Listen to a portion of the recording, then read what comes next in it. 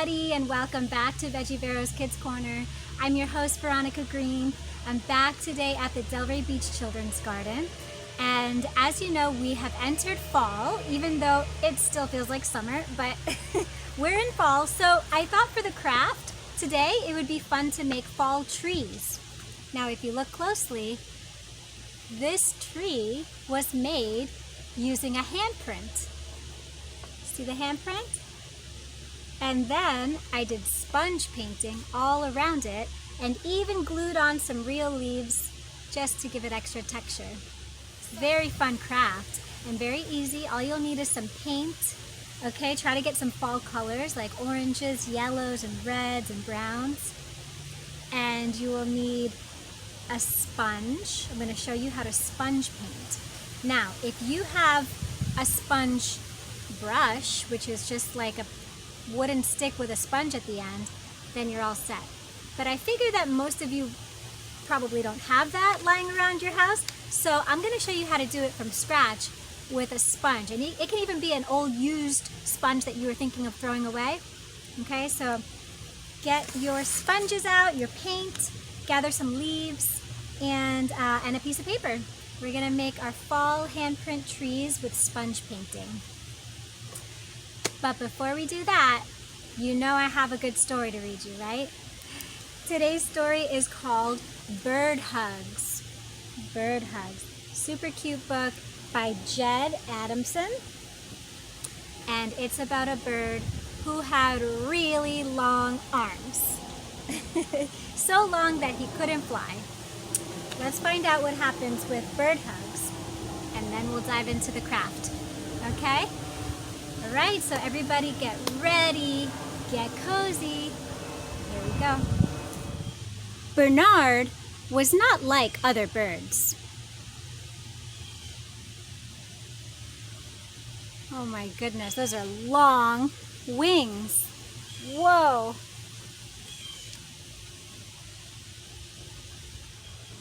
When he was a baby, Bernard didn't know that he was different. Life was simple and fun.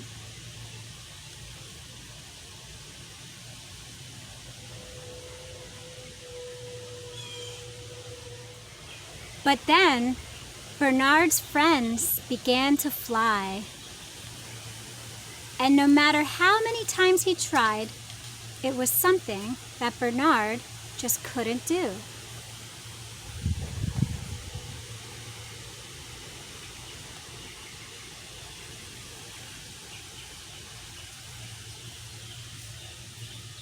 One by one, the other birds left in search of new places. "I'll learn how to fly soon, won't I?" said Bernard. "Of course you will," said his friend Orla. But the next day, she was gone too. Bernard was all alone.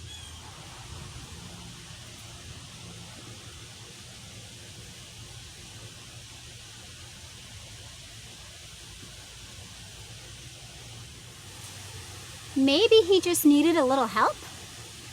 "That's right, Lawrence," said Bernard. "Keep pecking that rope." Oh my goodness, it looks like they're gonna make a slingshot. Do you guys think that a slingshot is gonna make Bernard fly?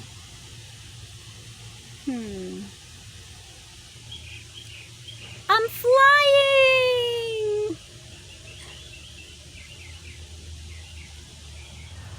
Kerplunk! He was not flying. Poor Bernard. Embarrassed by his useless wings, he tried to make them smaller. Then he decided it might be better to pretend they were something else. A nice scarf, perhaps? A bow?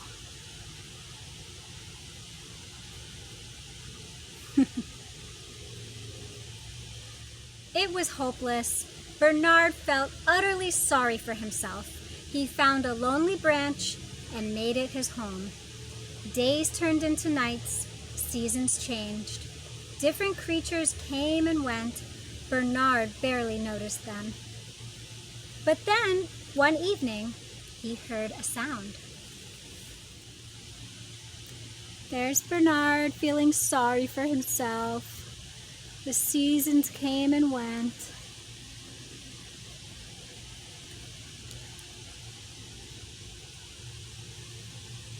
Different animals came and went. Now he heard a sound. What do you think that sound is? Maybe it's another friend. The sound was coming from someone even more upset than Bernard. I feel very sad, and I'm not sure why, cried the orangutan.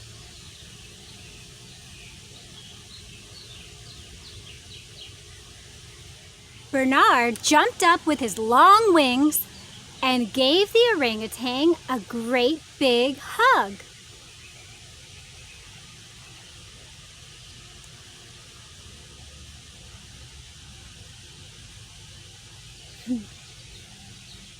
The orangutan stopped crying and sighed. After a while, he stood up and stretched his arms. That made me feel a whole lot better, he said. Thank you, kind bird.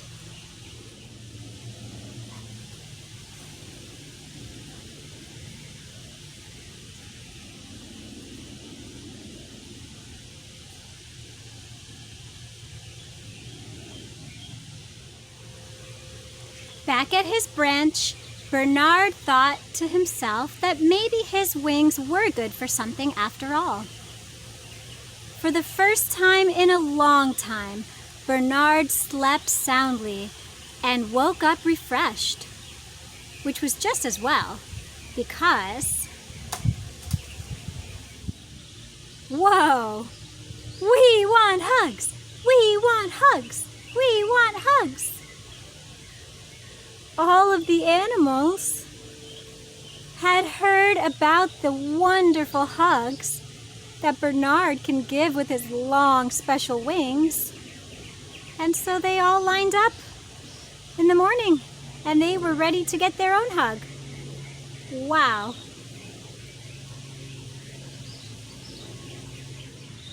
Bernard hugged a bear and a rabbit and a whole group of birds. He hugged a very ticklish crocodile, a very slippery frog. Even a little worm wanted a hug, which was really very brave on the worm's part.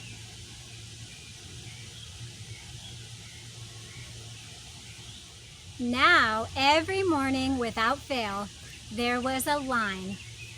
The animals waited for a hug from Bernard and told him their problems, and he listened.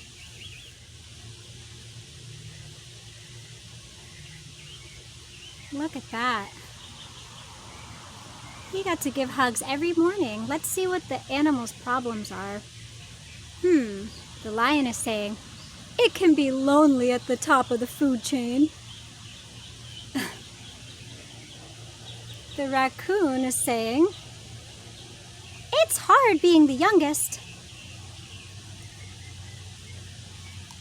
The little bat is saying, "Sleeping during the day makes me feel like I'm missing out on all the fun."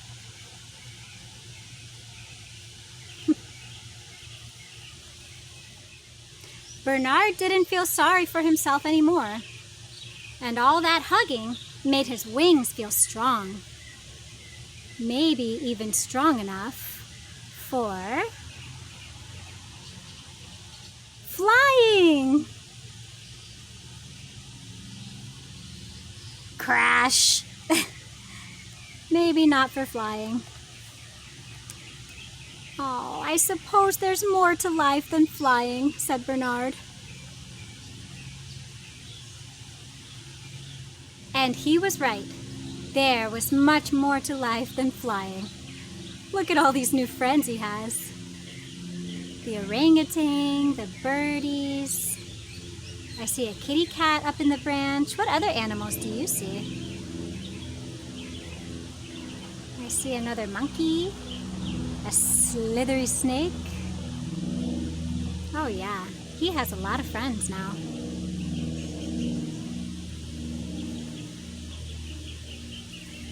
Bernard had discovered that helping the other animals had given him something he hadn't expected. Friends. And with the help of friends, you can do anything. Whee! Look at that! His friends are helping him to fly. Look at what they did. That's clever.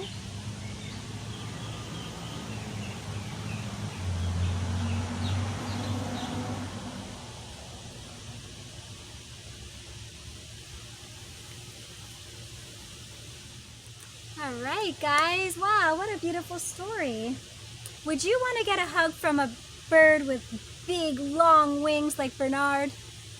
I think that would be very sweet. How about we all give each other a big virtual hug? Can we do that? Let's give each other a hug on the count of 3. 1, 2, 3. Ah, yes. Thank you. Needed that hug. All right, guys. So who is ready to make our fall handprint trees? Did you gather your supplies? Okay. So this craft is very easy. And what I recommend is starting by actually painting your hand with the brown for the tree trunk. So let's do it together, okay? I'm gonna squirt out some brown. This project can get a little messy, but that's the fun part. We're gonna paint on our hand. Go ahead and do the whole thing. Make sure you have all the skin covered, no gaps.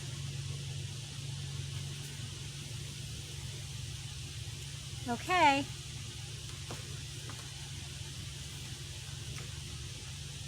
Once you have your hand painted, you're going to take your paper and you're going to stamp. All right? 1, 2, 3. Stamp. Press real hard as you can. And then when you lift it up, you should have your handprint. So from here, okay, the branches of the tree are going to be your fingers, and then you just want to make some type of extension down below that will be like the tree trunk. So you can use your paintbrush to do this if you want. You can just take your paintbrush and actually extend your tree all the way down to the bottom of the page and give yourself a little tree trunk. Okay, you see it? So that's your handprint tree. Now we just got to add the leaves. And of course, if you want to fill in this little gap, because usually when you do a handprint, you have a little gap in the middle, you can use your paintbrush to do that too.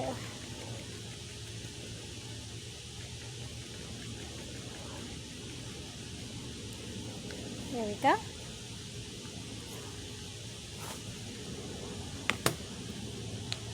All right. Now take a minute and go wash your hands.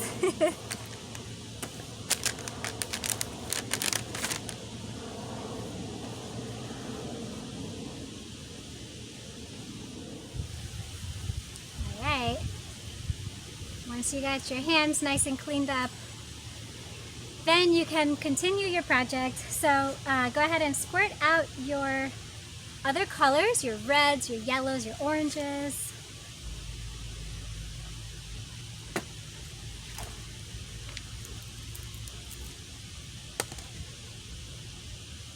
So if you don't have a sponge brush, you can make your own sponge painting by using an actual sponge, maybe one that's old that you were going to throw away. Okay, this is kind of an old sponge here. Get a pair of scissors Make sure you have help from an adult if you need help using the scissors. And cut that sponge into, well, you can cut it into a circle if you want, but I'm going to try something new here. I think it would be really cool to cut it into the shape of a leaf. Since we are making a tree after all. Here we go. Does that kind of look like a leaf? Okay. Then you're gonna take the sponge and just dip it right into your paint, your fall colors. And what you can kind of do if you want to is blend the colors so you get a really interesting pattern. You see, I put here on the sponge a little bit of yellow and a little bit of red together on the same sponge. And I'm going to take my paper and start stamping. And you want these to be at the tips of the fingers, tips of the branches, and just stamp, stamp, stamp, stamp, stamp, stamp.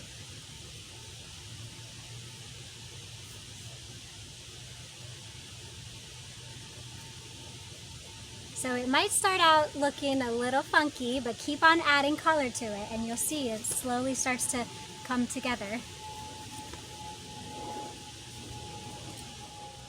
All right, and then once you have finished that part, the last step is you can just take some glue if you want to, this is optional, and add a few leaves, like actual leaves from outside, just to put a little bit of extra texture and a little pop of green. So take some leaves and just add them on.